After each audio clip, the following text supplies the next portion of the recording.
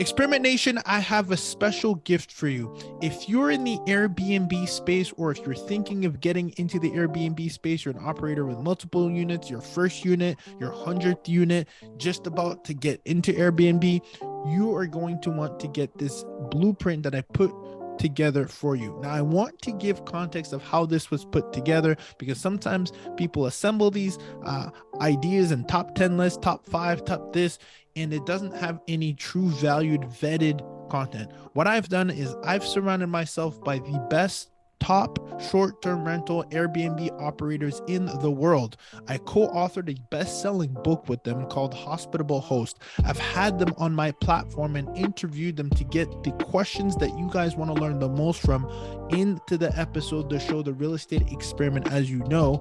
And I've also paid tens and thousands of dollars to be sitting in the room to get these notable insights that we implement ourselves as short-term rental operators. I'm a short-term rental specialist. I'm licensed to do it in the respective markets. You know, we build ours in Georgia. We have a management company ourselves. We're Airbnb superhosts. So we not only talk the talk, but we walk the walk, but we still consistently surround ourselves with the best in the space to get us further ahead. And this is what we've put together, an Airbnb Millionaire Blueprint, where you don't just hear it from me, you hear it, and it's an aggregate list. It's 21 pillars from short-term rental operators worldwide who've implemented this and it's worked. And these are the exact same way we've been able to get results and get the same results from implementing these insights that I've pulled from multiple faces, right? Some people have tons of arbitrage units like TJ Tijani. Some like Bill Faith have just a few. Some like Michael Shogun has boutique hotels. They've scaled, and whether you have 1 unit, 10 units, or 100th unit, or about to get into your first unit, you're going to want to have this blueprint that you can utilize universally wherever you are in the world. You want to get this. I put together, we took a lot of time to put this together this year after all that we've been implementing in our lab, for you to have a guide that you can leverage, right? That you can use and implement. We've also given and tagged everybody that we've featured in and giving them credit, so you know where the source is coming from, and you can check out their Instagram. You can see that they're vetted individuals that we not only work with and trust but learn from, because sometimes you get a lot of different information, and I want to make sure I give that credit where you can find out that person. And we've also, if they've been on our show, we've also linked the episode within this free blueprint. It's the Airbnb Millionaire Blueprint. Want to make sure you go to experimentrealestate.com. Once you get there, you'll see the pop-up that says I have something for you. Just scroll down, enter your name, enter your email, and we'll get it right sent to you. Don't want to sleep on this. We've been putting this together for quite some time, and I know that it will serve you regardless of where you are in your journey, to have an Airbnb Millionaire Blueprint that has been collectively vetted and has been sourced from operators who are operating at a high scale.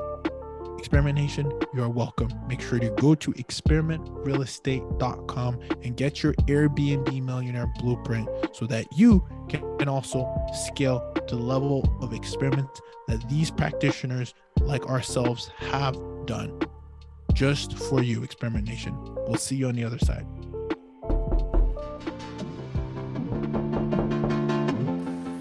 Who's this? Oh, you're an entrepreneur? Oh, you're a real estate investor. Oh, you're trying to learn from those who did it. Well, come into the lab then. Put your white coat on, gloves on, notepad, and let's build, y'all. Real Estate Experiment, what is happening, y'all? Today, I have the pleasure of having Madison Rifkin in the lab with me, a true servant in the space and a practitioner that's helping us in the short-term rental space. And I'm already geeking out because Madison told me that she's going to be at the STR Wealth Conference in Nashville, and I'm going to be there. And of course, multiple, again, operators are going to be there. But most importantly, the question I typically like to ask is, if you and I bump into each other when, whether at the airport or, we don't even have our badges on at this point. I'm just like, hey, what do you do for your living? What do you typically say next? Ooh, it's a good one. I've gotten better at this the more conferences I go to. But I would tell you that I am a startup founder. So I founded a company a few years ago And essentially what we do is we rooted ourselves in the short-term rental space to help open up new revenue streams per property, essentially by taking anything extra you own, so anything other than the house, and we turn it into a rentable amenity for your guest or other travelers. That's so interesting, because just for context, and I was so excited when we got on this. I was just telling you that I was in upstate New York, and I did this cool thing where I'm like, oh, I open up my app and I have this app called Turo, and I'm like, huh, whose car can I borrow Yeah. to go to New York? I didn't want to take a train. And there's, I don't know if you guys have used it, or have you used Turo before? Oh yeah, big fan. Yeah. So you're a hacker. So anyways, I used it, was super cool. And then there's like, it's off the phone. You just unlock the car, lock the car, park it. And it was just like so seamless. What, for someone who understands that model, or even understands the Airbnb model, when you think about it, it's pretty crazy. When you think of Uber, it's like other people's assets being used and leveraged. You think of Turo, other people's assets being leveraged. When you think of Airbnb, other people's homes being leveraged. Where do you come in? It sounds like you're adding a layer deeper to that, but give us some context. Like what can we possibly, what is out there that we're possibly not even thinking of is even doable with the platform that you've pretty much created? Yeah, it's a really good point too, because I think it is, most of the use cases we come across are like, oh, I just didn't know I could do that. Yeah. The biggest categories I see right now are electric bikes. So putting those at your property for rent, because they are an amenity of sorts and can bring in $120 a day. It's pretty crazy.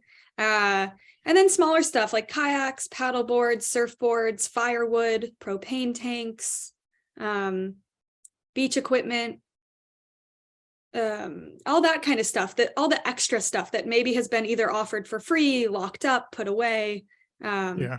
All the stuff people are renting anyways in town, but we're bringing it back to the locals.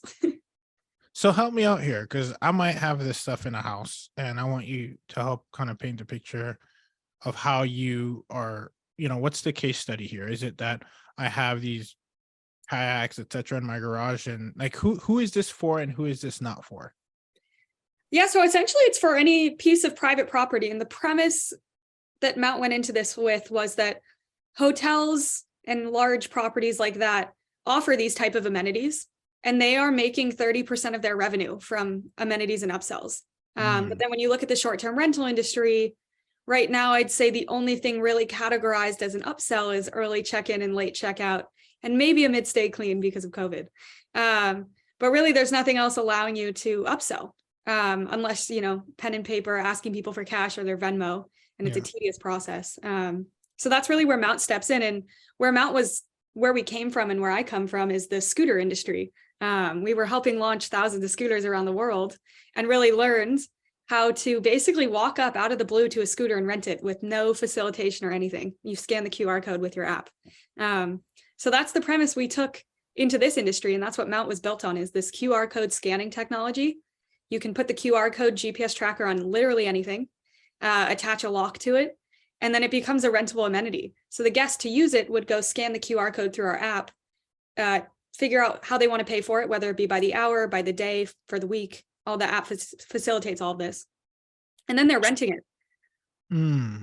That's so interesting. So I hear two case studies when I hear this. Are you then saying that, hey, host, you're actually leaving tons of money on the table here, because there's the hospitality or hotel industries are, marking up 30%, or from what I heard, you're not marking up 30%, but 30% of the revenue comes from these upsells. And by the way, you should consider doing it too.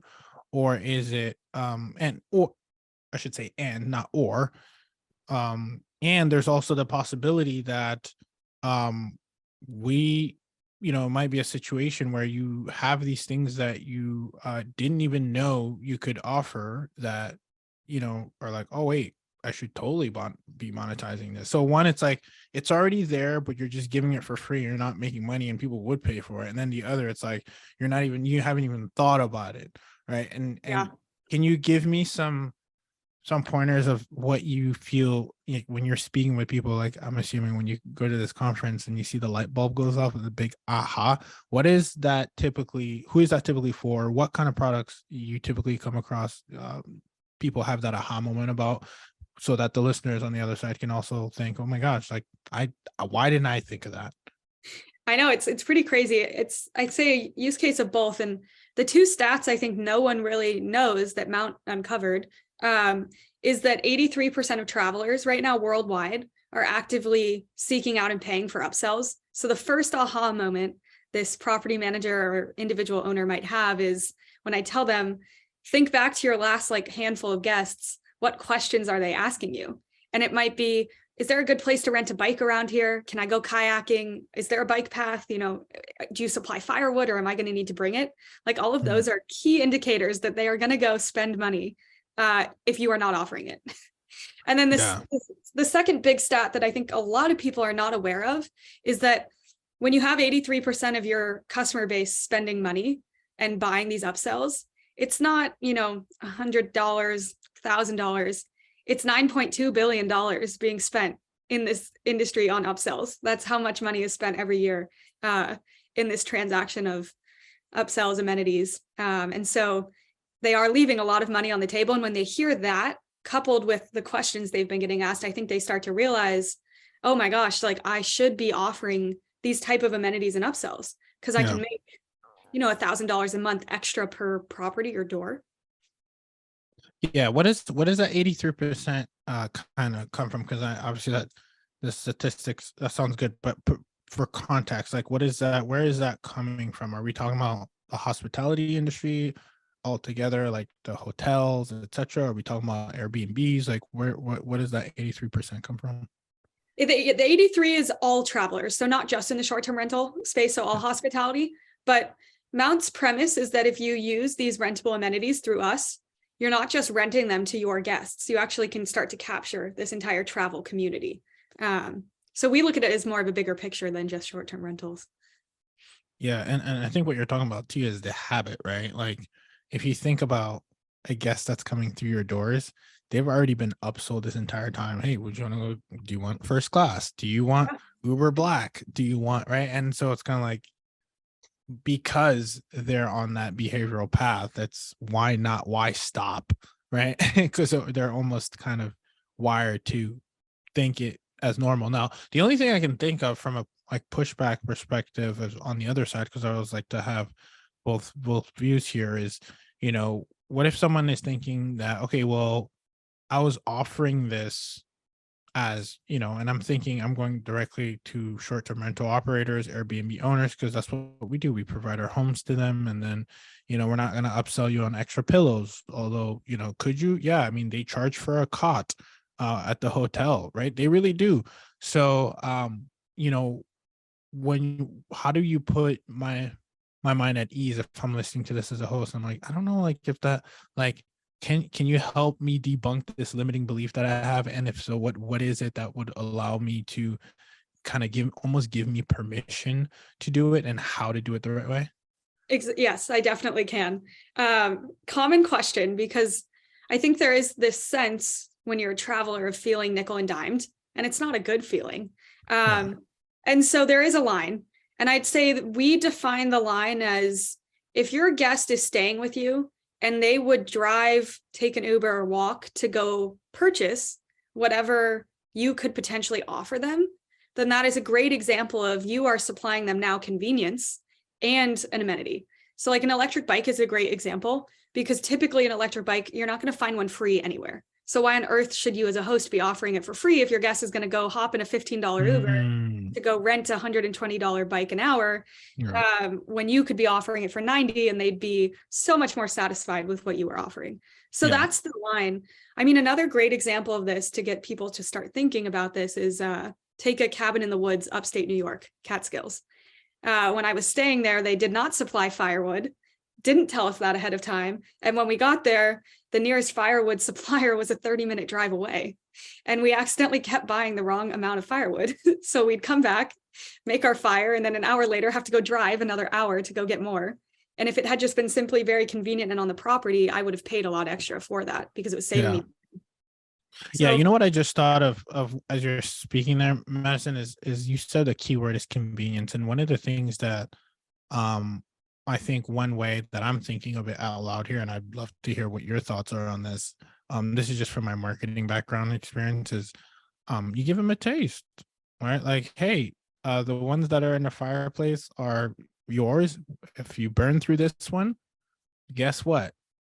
We have it stored in X closet, etc., for you to grab. So, is that how you see it as well? As give them a taste, a little bit of it, or give them one, and then they're gonna ask for two, or is that not typically what you're seeing, and it's a little bit different? I mean, honestly, it's up to the host. So I haven't seen that one yet. It is creative. I have had hosts ask me if they can give like 10 minutes free on a bike and then the next 50 are not, stuff like that to get them on it so they realize how fun it is. Well, how are you gonna stop them from continuing? You're gonna So lock the wheels? because all of the amenities are GPS tracked, so we know when they're moving, when they're not. And basically, when you start a rental, it's actually based on time. So you've chosen, are you paying by the hour, by the day, by the week? Oh, okay. So you're almost giving like okay, that's interesting. So it's almost like, okay, yeah, go ahead, ride with it. Are you taking my credit card? Like, what's the logistics look like for this? Do you bake that on? We haven't even gotten into the logistics of how this is implemented. I'm already getting so excited. So that's okay. So that's interesting. So you kind of give them a taste and then you upsell them. Let's go into the how, because even like the logs, for example, you talked about locks briefly. What's the best practice? Do I have a bunch of locks around the house now? How is it? Obviously, I'm assuming that's not the case. So, like, what is the best practice when I'm thinking this in my head as like a host, or at least as a host? Again, different area. It could be cabin, could be vacation rental. Like, what is the best way to roll this out, and how do you work with hosts to do that? So yeah, I mean, the first step is basically you go on our website and click list an amenity, and it's pretty Mhm. much the same process as if you were listing a house on Airbnb. So it walks you through what you should be listing, how, getting it set up, and there's some tutorial videos and stuff like that. But really, how it works is this: if let's take an electric bike for example, if you're at a vacation rental in Florida, you just bought 4 bikes, you list them as mount amenities. With that listing, you'll get an order of 4 QR codes that are also have GPS tracking capabilities. You put a QR code on each bike, and then you also need a cable lock or a lock of sorts. So you put the lock around the bike and the front tire. So you've essentially locked the bike to itself. You could also lock it to a bike rack or something. And then when your guest comes, they're prompted to download the Mount app. And when they do, they create an account, and then it populates with a map. And it'll basically show them everything they can rent in your property, in the surrounding area, all the fun activities, all the fun rentable amenities. But when they want to rent your bike, they just walk up to it. They open the app and scan the QR code. It'll ask them to sign a rental terms and conditions sheet. So they're just, as if you were at a rental shop. And then it'll ask them how they want to pay. So they put in a credit card, and then they'll choose by the hour, by the day, by the week. And then they're off to the races. They can ride the bike, whatever it actually may be, around town. But the app won't let them end their rental until they're back at the property, and they've locked it back up.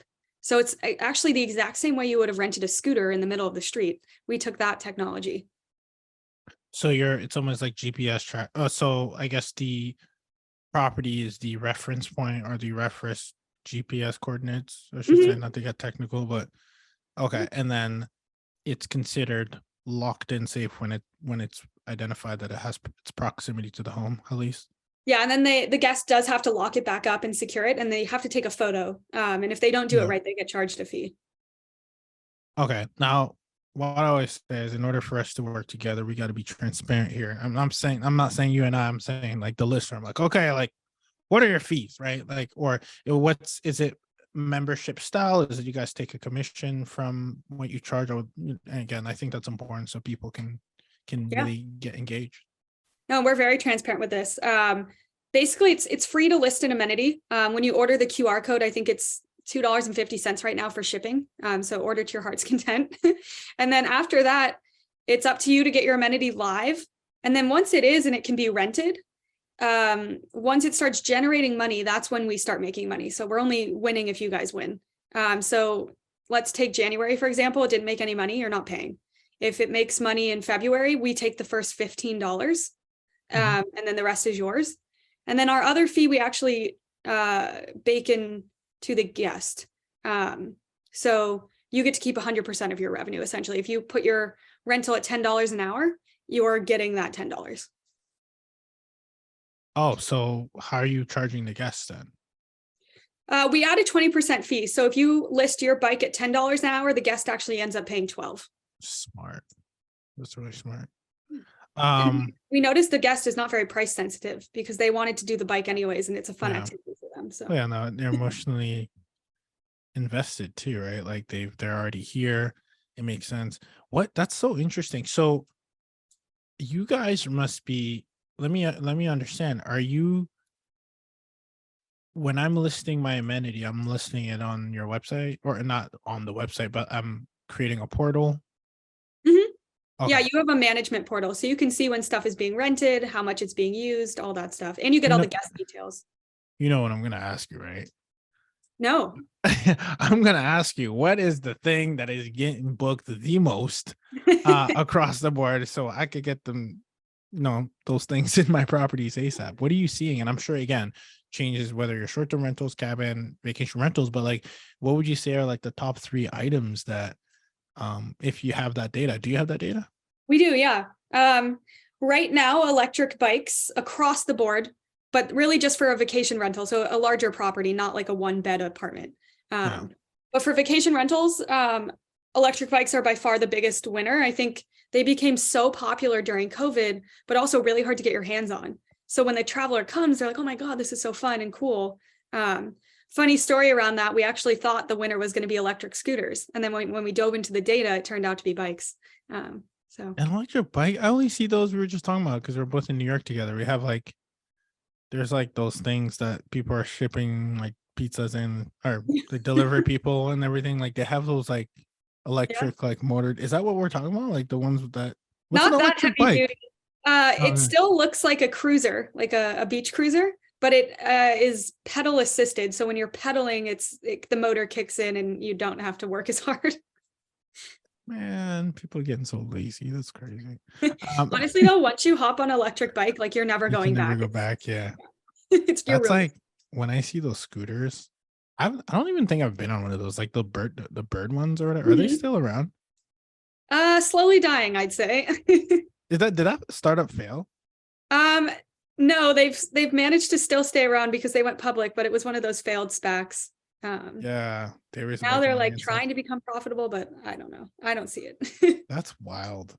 That wasn't, I don't even think I've even tried one of those. We were going to, and we're in like, oh, I think I remember I was gonna try to do one when I was in California, and then like it wasn't reading my card or some bullshit. I was like, Yeah. that was pretty annoying.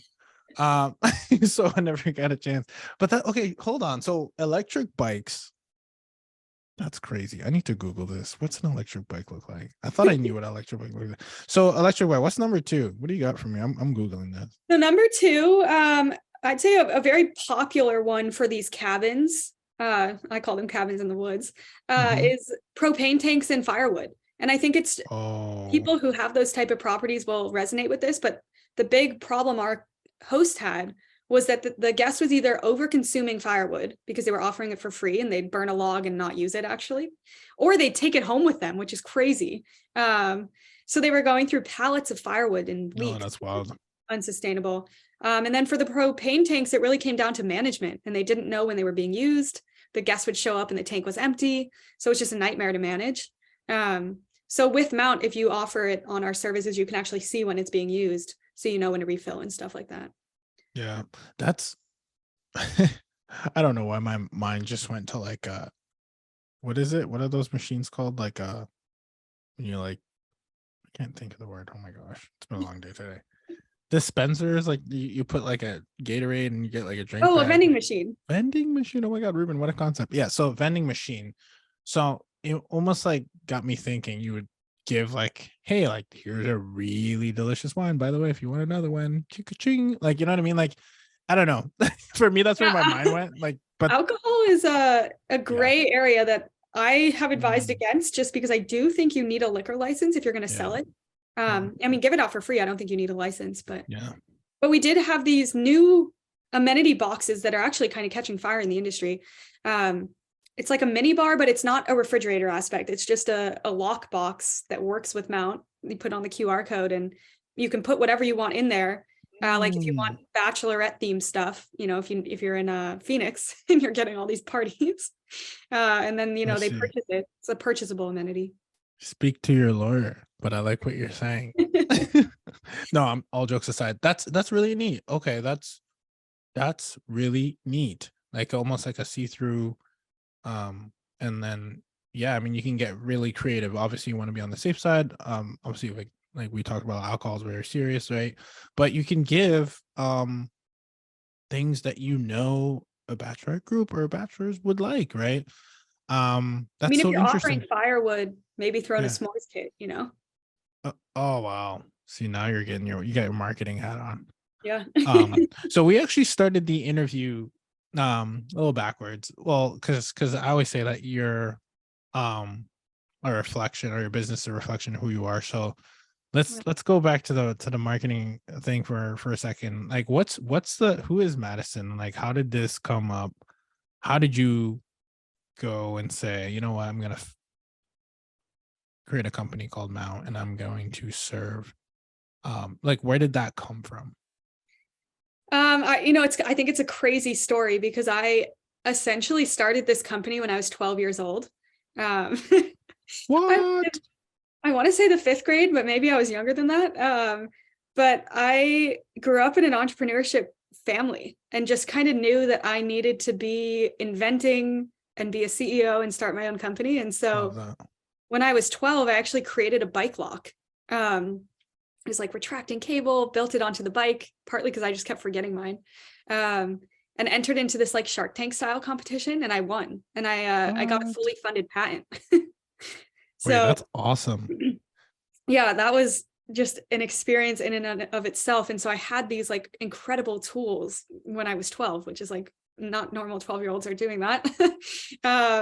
And then just kind of started learning as much as I could about entrepreneurship and made my way through school, obviously, and ended up at Northeastern University in Boston. And I studied entrepreneurship. And so that's when the company was like actually officially started. It actually started as a lock company. It was called Mount Locks. Um, yeah. And I was building bike locks. We stood up a supply chain in China. But that's how I got into the scooter industry. This bike lock became a scooter lock, and then ended up consulting on all these scooter locks for all the scooter companies like Bird, Lime, Uber, Lyft, Tier. Wait, this is crazy. So you started this when you were 12? Mm-hmm. I did. And may I ask how old you are now? Yes, I am newly 25. Wait, that's incredible. So you're 25-year-old but at the same time, I love the context because um you've been building this, right? Like it's not overnight success, which I love. I love the journey. I love the process. But I want to go back for a second because I don't always have the luxury of having someone who traditionally grew up around entrepreneurs. I would say I somewhat did. I think my father like had a lot of different patents and stuff like that, but he was still employed as an engineer and etc. But definitely hustler's mentality. So for you, I'm just curious, who in your family, just for context, I think that's really important. Where did you said it was in your family. Who exactly in your family was like in entrepreneurship? Both my grandfathers. Wow. And I guess you could my grandma too. My grandfathers had businesses that, they built in like the 1950s, 1960s. My grandma started a cooking school in Denver, Colorado. And then aunts and uncles too, purse company, and my cousins now own restaurants and all this stuff they started. So it's kind of just a family thing, I guess. What was the conversation growing up? Because I think it's really important, like to hear, like what was the conversation growing up around the house or around your family members, maybe not around the house, but around business? Do you remember, or do you No, remember I anything do. in particular? Yeah. I remember thinking how weird it was. Like I was in like essences of board meetings when I was young too, just because the family visits never died. It's still around. So they would sit us all down and we'd have talks about like, where the business is headed. They were getting real estate at that point too. So I remember going and touring some of the buildings they were building in Colorado, thinking that Who's was they? my granddad and my dad and his uncle, or my uncle, and yeah. their business, they called it like Rifkin and Associates. So they just did real estate projects. And you were involved into these. I mean, you were, I guess, got a chance to sit in on these. Yeah, I mean, I wasn't making any decisions, but they did have us sit in so we could learn. I always think, a thought for myself anyways, learning that way was more beneficial to me than sitting in classes. I'm not a person that can just like sit in a lecture and learn. Yeah. That's crazy. I love that. And I'm so glad you said that, because it's, you talk about all these, getting, or at least in our community and entrepreneurs, getting mentors, paying for coaches, etc. And it sounds like you got exposed to that at an early age. Oh my gosh, yeah. And I mean, it continues to this day when I come home. Well, actually, I'm in California right now for their 70th wedding anniversary. My grandpa still grills me on Mount. He's like, what are the numbers? What's your revenue? Because he used to be an accountant too. So I think he's my biggest mentor and critic, but in a good way. He's making sure we're going the right direction. That's so key. What do you think has been a business core value that you've taken with you over time, or something that pops or comes to mind first when you think about all those lessons that you've heard, and maybe there's a specific thing that sticks out in your mind? I think the biggest one for me is just having the ability to fail, and just like being actually okay with that and welcoming it. And then looking at that, as I look at failure as a success, because it means you tried something that didn't work and you've narrowed down the list from 100 to 99. And I don't think a lot of kids grow up that way. I mean, failure is not something you want. And it's looked at almost as shameful. But I think in my family, people were like, yes, fail, try something else, just keep moving forward. Yeah. Do you play sports growing up? I did. I played all of them. Okay. Was the what was the talk around sports? Like, was it come back from a game, you do a good job, or come back from a game, you do a poor job? Like, what's the conversation at home look like? Oh, it was so funny. Well, mine was also unique so I'm a triplet. There's You're a triplet? Yeah.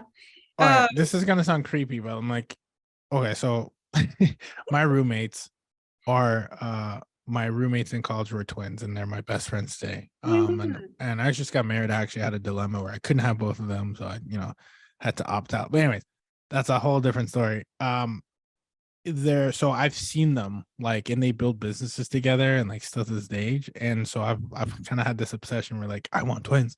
And so I always tell that to my wife, and she's she's like, yeah, you can push them out. In short, I don't know, I kind of obsessed, but triplets. I know, and 3 girls. Wait, no way. Are you guys like, do you look the same?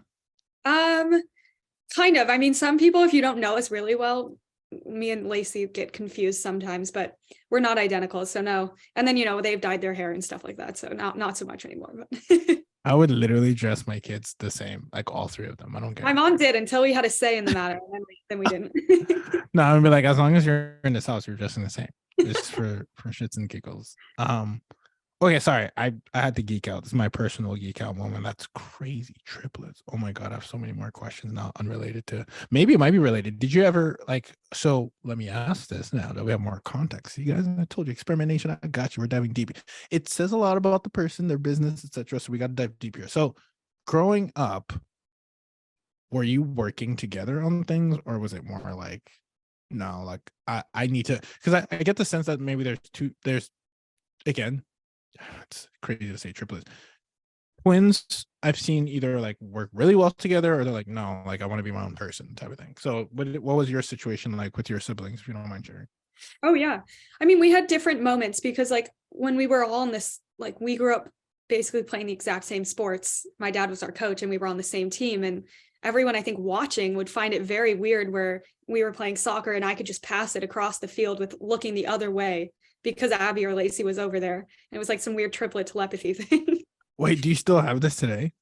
I mean, we haven't played sports together in a while, but maybe. But it was like weird stuff like that where like we would just get along so well when we were playing sports because we could just, we just kind of knew each other so well. Yeah. But academically, I think, we tried to be very different. At least I did. I kind of tried to do my own thing. So except my other sister, Lacey, well, the triplet, she did the same program I did. And I think a year later also got a patent. Oh my gosh, that's crazy. Would you guys ever do something together, you think? Um, I mean, maybe probably different aspects. Like my one sister is very deep into marketing and influencing. She lives in Mm, LA. To the point where she goes to very cool parties with famous people. So I'm like, can you just name drop Mount once, please? that's so um, cool. so maybe in that sense, yes, I could see us working together. That's really cool. So it's so funny how we got here. You mentioned triplets just to bring it back. You originally had asked you more along the lines of, wow, growing up, entrepreneurship, playing sports. That's how we got here. And I was going to ask you, was that, considering that your dad coached you, was there any lessons or any similarities that you feel that crossover for entrepreneurship, or do you think it's different? Because I was an athlete too, and I went to school in Boston too, because got a lot of similarities actually. Um, and I'm curious as what your thoughts are, because I've been an athlete Yeah. and also started businesses. I'm curious, like, what was that talk? Is the talk the same for sports than it is business? Was it the exact same, or was it different? I do think similar. I think like sports gives you a really competitive edge, and it Yeah, honestly doesn't go away. Like you can ask the Mount team. I'm the most competitive person they will have ever met. yeah, Which I think is helpful when you're trying to run a business, because you look at yeah, everyone else as like you need to beat them and you push each other forward. hundred And percent. it's nice to be there. So I think definitely, yes, it was super helpful. Yeah, I also like the what I like in business and sports is the transparency of like stats. Men lie, Mhm. women lie, numbers don't lie, right? And I feel like um if we think about, it's interesting, right? Like if you think about, oh hey, how many points did you average? Oh, I averaged 20 points, 7 assists, and 5 rebounds. Like facts. It's up there. Check my Doesn't stats, lie. right?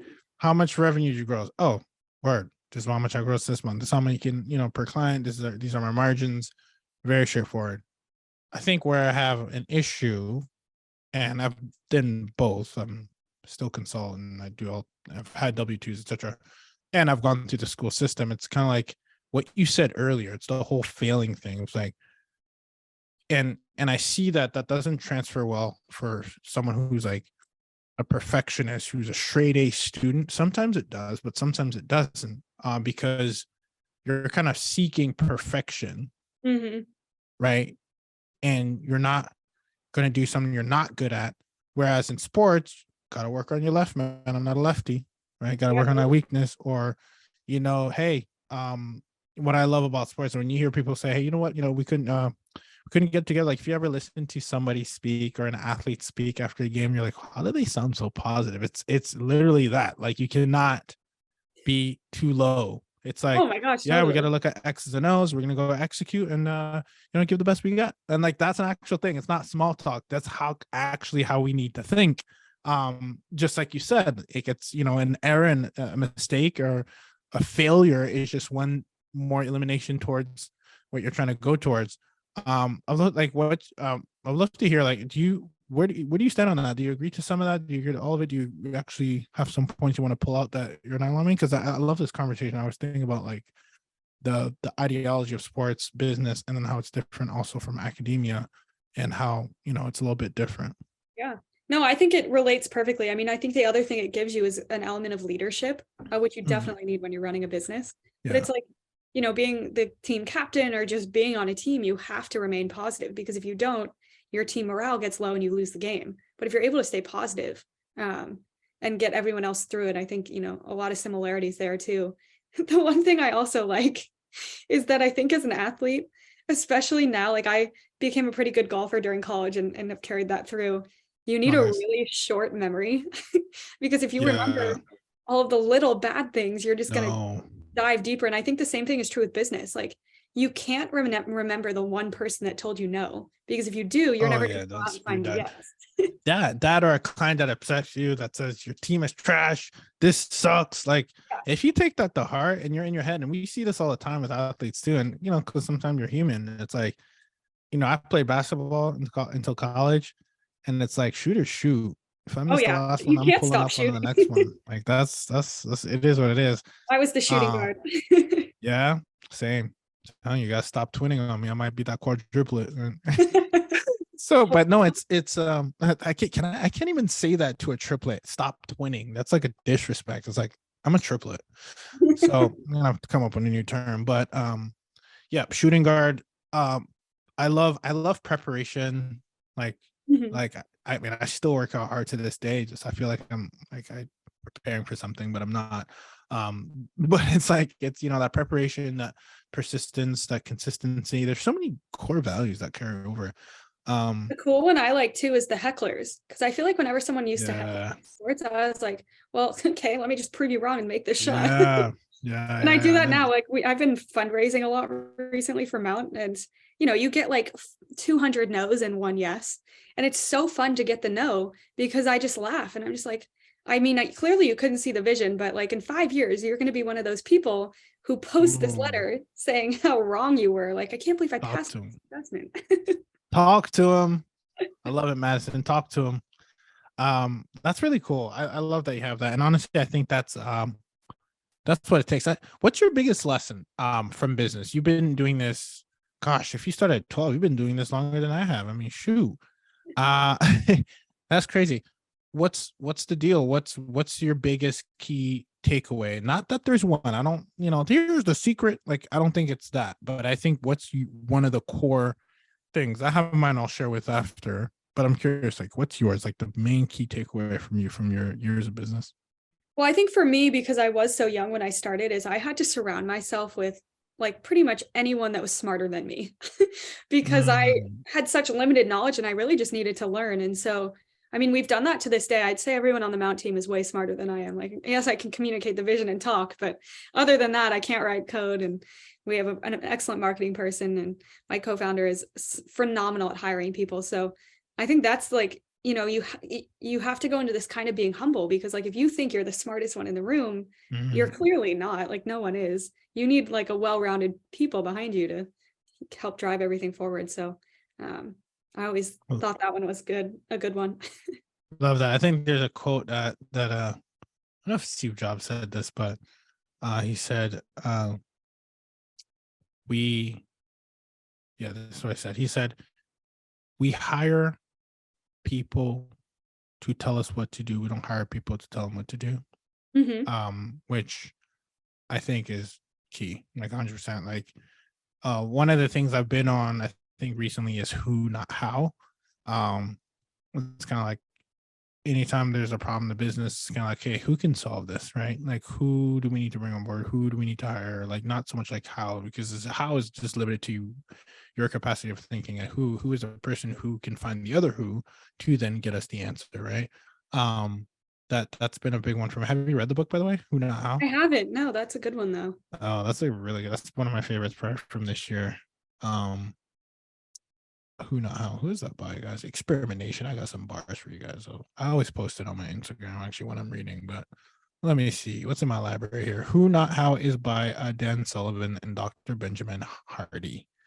Um, I think another one too, Madison. I don't know if you would agree. I'm curious to hear your thoughts on this. Is my key takeaway, honestly, is actually, I'm gonna like I have so many different ones. I feel like I've gone through different seasons of like what I think is a key takeaway, but I think most recently it's been pay for access. Um, that just, I mean, there's just no friction when it comes to like, oh, okay, it's gonna cost this much. Okay, great. Let me look at the ROI. Let me look, and it's cool. Let's make the investment, right? It's just a matter of like, boom, like it's just it shouldn't be, you just pay to play, right? Or you pay a subject matter expert, pay, a coach, just how can I expedite that process? But then within that, or on top of my theory, I think it's also uh the compound effect. And I don't mean that in like, oh, like I mean it in the sense of consistently experimenting, experiment, fail, and repeat, which is right over my shoulder here.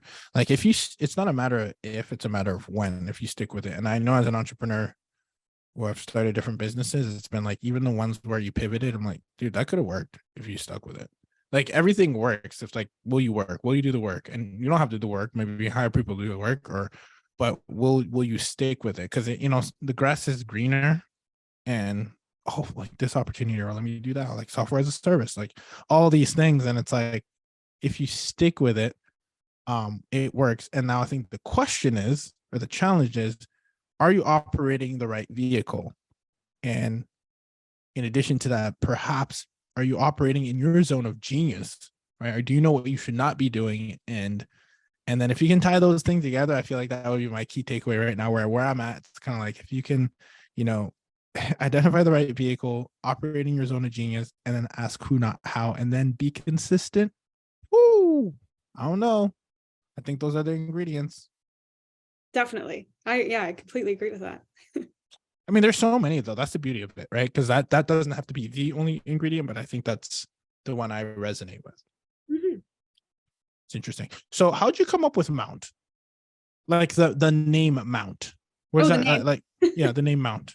You're like, were you not listening this whole time?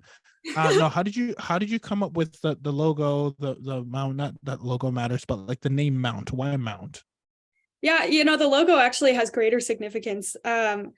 I, for the life of me, cannot remember where the name comes from. I do believe it came from somewhere like pretty cool, but I have the world's worst memory, and so I probably should have wrote it down.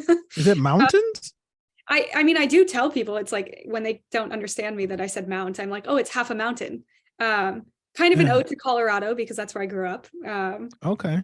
But the logo, I think the logo has greater significance and what I do remember. And I think people, when they first see it, they see like mountains or an M, but really it comes from the confidence pose. Because coming into this, I mean, my life motto is like, life is 99% confidence. And if you have that, you can pretty much accomplish whatever you want. There's your mantra. I didn't know that. Yeah. And so I'm a big believer of the confidence pose, which I don't know if people have seen, but it's like where you stand like, well, you can't really see me, but where you stand like this, like Superman, essentially. And if you do that before a job interview or whatever, your odds of success greatly increase. So I took the Superman pose, which has your arms going out, and I just turned the arms vertical. And that's where the two lines of the Mount logo come from. So confidence is bred into our DNA. I love that. I'm going to be definitely tapping into that. I need to sit more upright. Yeah, you just stand like this. Yeah, no, that's it. No, that's a real thing, by the way. Like, no jokes here. If you're looking at the camera, I'm like standing up doing the mount, but it's a real thing. It's I mean, that's the whole personal development like rabbit hole that I'm not gonna go down right now, but good for you for that. That's interesting. So tell me, right now, I'm a short-term rental operator, and I'm saying, okay, I get this. I could see the value. You talked about how big of an impact it's having across the board. What does it look like for me if I want to, 4-bedroom home and 3-bathroom, and I'm in Florida? What should I start doing? Do I go somewhere and get inspiration of what I should post or on that portal? Like, what's my next step if I want to engage in this? Like, do I need to read a report? What are the best things that I can include to get some insights? Like, what are the best next steps for me to engage in this, what seems to be an opportunity to really create an experience and, of course, generate some moolah for yourself as well? So, I mean, the next best step is really to go on our website and click that list amenity button, because it'll have you create an account. It'll have you put in your property location. And then from there, you can reach out to us and be like, hey, I signed up. I put in my property. Can I get your free amenity consultation? So we can actually go in, see what location you've listed, and we'll respond back with our data being like, here are the top 3 amenities you should list. If you already know. Based on your location? Yeah, because we have enough data and based on property type and traveler type, like we'll pull from, we're becoming the air DNA of amenities. Ooh, she said it. Madison said it here first. I got you. That is a good hook for, that's the good hook for us short-term rental operators, if you say that. I think so. Yeah, so we'll be able to tell you exactly what you want. If you kind of know what you want, you can just progress through the onboarding phase. List your amenities, try it out. It's not going to cost you anything. See how it goes. Yeah. What do you think? I mean, as you said that, is that the game that you're in really? Like, if we're thinking about the future here, like, is it data that we're dependent on? What do you think is the future of Mount? And perhaps the future for another host? What does that look like?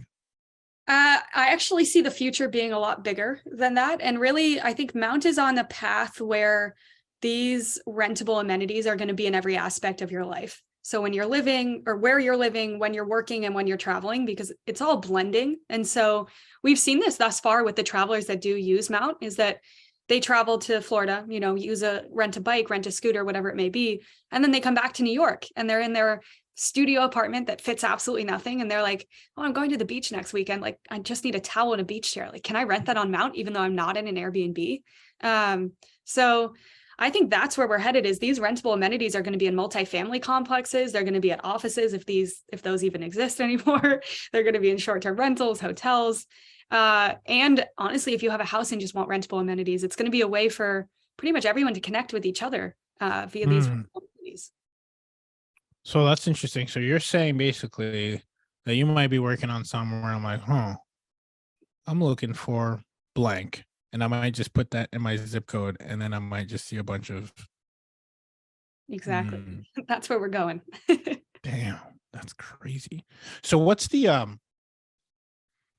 guess you never asked these things, but I'm just thinking ahead because I'm an opportunist. I see the opportunity, I'll ride with it. For someone who might be a little risk adverse, be like, hold on, like if it's my own stuff, and again, maybe this isn't for you if that's how you think, but I'm just curious. Let's just cover all bases here. If I feel that way, what's the collateral slash insurance? Like, I'm just going there, even though I don't usually go there because that's not my personality. But let's say someone is listening to this and they're like, hold on, Ruben, Madison, you didn't talk about the downsides. No, What it's good you happens if I don't asked. bring something back? What Because happens? yeah, that is something everyone does ask, which is good because we have an answer for it. Our answer is that we built a custom insurance policy for our platform. And it covers all injury liability, which I think is the biggest risk. So if you list a bike, you actually get named additionally insured. And if your guest is to hurt themselves, that process is covered. So you can submit a claim to us and we'll cover it. Where we cover the damage aspect is when that guest signs that terms and conditions waiver sheet. So they're responsible for the amenity when they're renting it. If they damage it, it gets stolen, or they don't bring it back. We have their credit card on file, so we'll charge them the cost of the amenity, and that goes directly to the host. So we have covered our bases in that sense. I think the next phase of Mount, many months from now, is beefing up these insurance policies so the guests can actually opt in. If they want to pay $20 extra, they'll be, and they're renting a golf cart, for example, their damage and liability will be covered. Like if you were renting a car. Like someone say, I was thinking that right away. Like Turo has their fees Yeah. baked in, like minimum insurance. Is that what you're saying? Yeah. And then you can opt for better insurance if you're renting a fancier Yeah. car. Yeah. Yeah. But we're headed there, just not yet. Yeah. What does that look like for you as a business owner? I'm curious. Is that like that B2B?